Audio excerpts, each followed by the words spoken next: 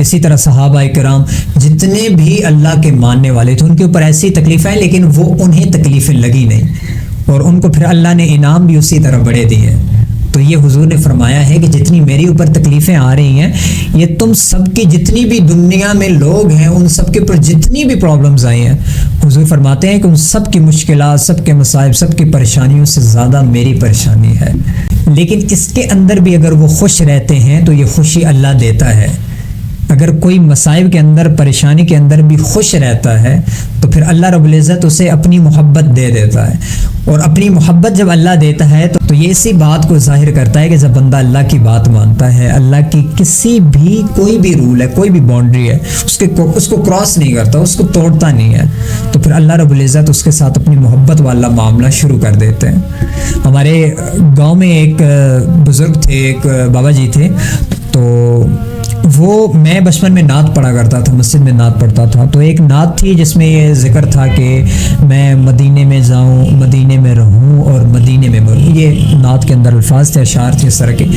تو وہ بابا جی ایک دفعہ میں نے جمعے کے دن نعت پڑھی تھی، تو وہ اسلم نام تھا بابا جی کا، تو وہ اسلم بابا جی آتے ہیں میرے گھر، آ جاتے ہیں میرے دروازے کو بجاتے ہیں، تو میں خود ہی باہر جاتا ہوں، دیکھتا ہوں تو آگے وہ بابا جی کھڑے ہیں، تو کہتے ہیں بیٹا آپ نے جو نعت پڑھی ہے نا وہ لکھ کے دیں۔ میں نے کہا بابا جی میں نے 2-3 نعتیں پڑھی۔ کہتے ہیں نہیں، وہ جس میں وہ مدینے کا آپ ذکر کرتے ہیں اور کہتے ہیں کہ ایسے میں مدینے میں جاؤں، وہاں پہ میری موت ہو، وہ لکھ کے دیں مجھے۔ تو میں دل ہی دل میں سوچ بھی رہا تھا، میں نے بابا جی کو ویسے تھوڑا سا کہہ بھی دیا، میں نے کہا آپ تو پڑھ نہیں سکتے، آپ کیا کریں گے؟ تو وہ کہنے لگے ٹھیک ہے بیٹا، میں آپ کی طرح مانتا ہوں نہیں پڑھ سکتا، آپ کی طرح بھی نہیں پڑھ سکتا، ویسے بھی نہیں پڑھ سکتا میں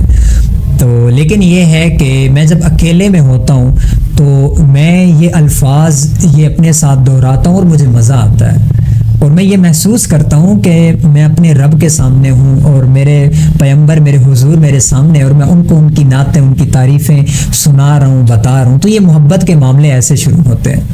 تو وہ ایسے کہتے ہیں کہ مجھے بس لکھ کے دو، تو میں نے خیر ان کو لکھ کے دے دی تھی۔ تو عمرے پہ جاتے ہیں تو وہاں مسجد نبوی میں جاتے ہیں وہ،